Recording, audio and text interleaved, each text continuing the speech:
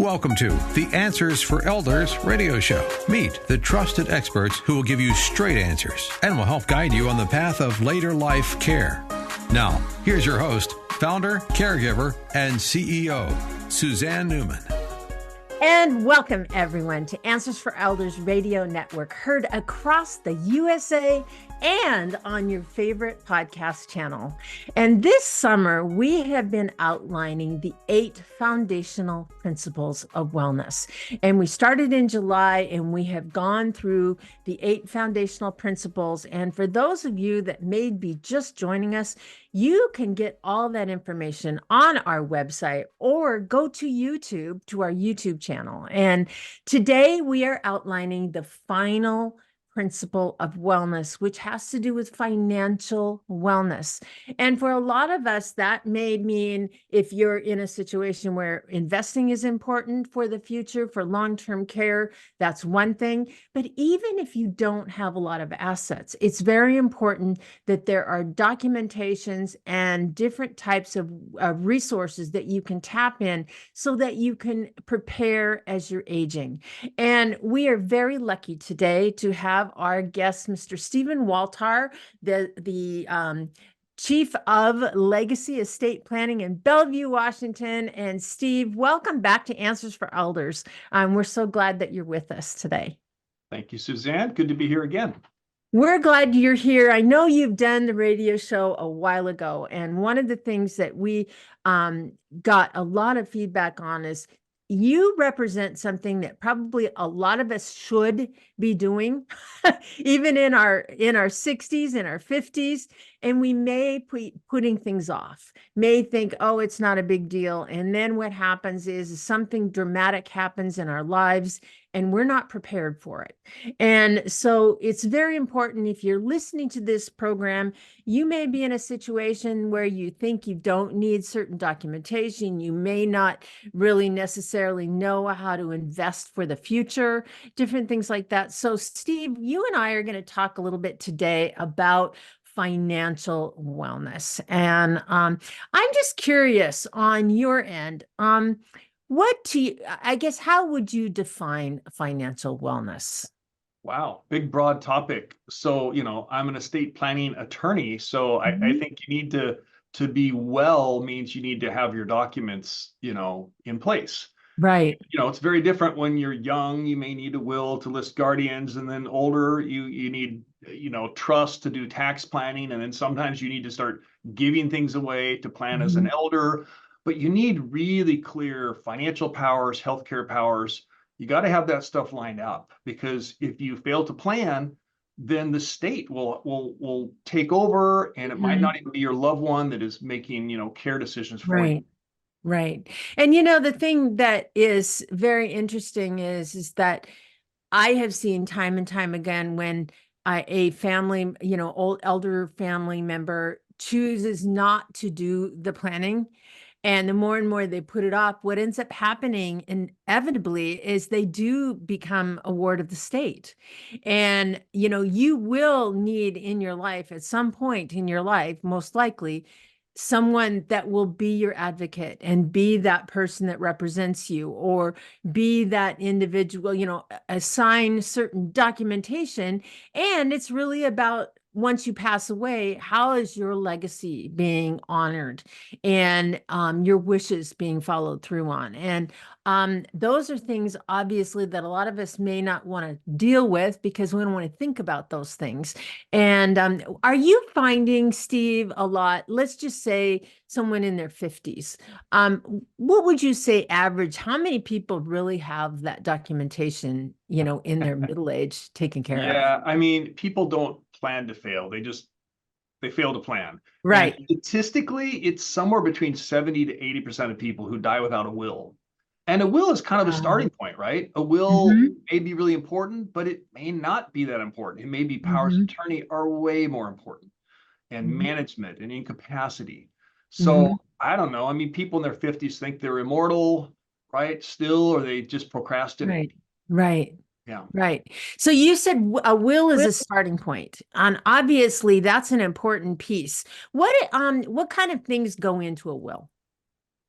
So a will doesn't cause probate. A will controls who gets what, when, and how during probate. So Mhm. a will is good as a safety net, or if you have Mhm. probatable properties to say who gets what, when, and how. Maybe you Mhm. want one child to have a right of first refusal on your house. Well, a will Right. is a good place to do that. But a will doesn't generally control an IRA or a 401k or even a Right. brokerage account. You can have transfer on death designations. So I usually, as an estate planner, I start with like, who's the beneficiary? What do they need? If they're responsible, you might be able to just have transfer on death documents.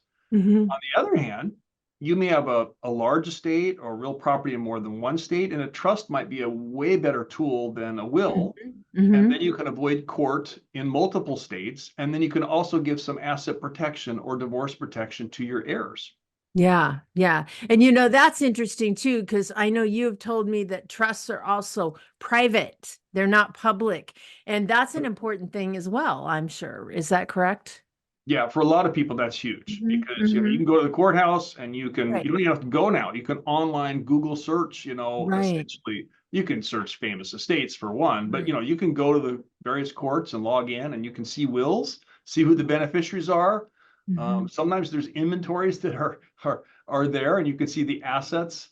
I think it was in Washington State here where Jerry Garcia died, and he had property that went to one of his sons, and someone could look at the will, and then they could go to Google Earth and they could zoom in and see, what was there. You can avoid that with the trust because it's private. Bing Hmm. Crosby died with the trust, and no one knows who, got his stuff. And we Yeah. could go on. Frank Sinatra, many people. Right. Right. So there's also such a thing as a power of attorney document that people should have. What is the power of attorney and how does it work? Yeah, so powers of attorney are probably needed by just about everyone. Once my kids turned 18, they were off in college, and like that's what they need. They don't need wills. A power of attorney is like an agency document. It doesn't limit what you can do, but it says, "Oh, my agent can do certain things on my Hmm. behalf." Hmm. And the financial or the property powers buy, sell, lease, transfer to do banking, to pay bills. And Hmm. then frequently, most states have like a separate set of statutes to deal with the healthcare power. And they're Hmm. kind of different people, right? Who's Hmm. organized, who can handle the things, who's not going to be shocked by your assets. Right. But then it might be a totally different person that you would know your wishes for healthcare and interview the doctor and the nurses and make those kind of decisions. Right, right. And when you look at the whole piece of it, obviously a power of attorney, like you said, mentioned there's healthcare and there's financial. Those are all, they can be the same person or they can be different people. Is Right. that correct? Yeah. Yeah, I don't mind if it's like if you have two kids and you want them to be co-agents on a financial power. That could be fine. Maybe they balance each other. Yeah. If you want to trust company along with an individual or something. For finances, usually you don't have to make a split second decision. With health, I don't like co-agents. I kind of Right. prefer a pecking order because the last thing you want is two people arguing about what to do, or you can't make a decision when you're under the knife. There's Yeah. surgery. You kind of need someone to Yeah. make those Yeah. choices.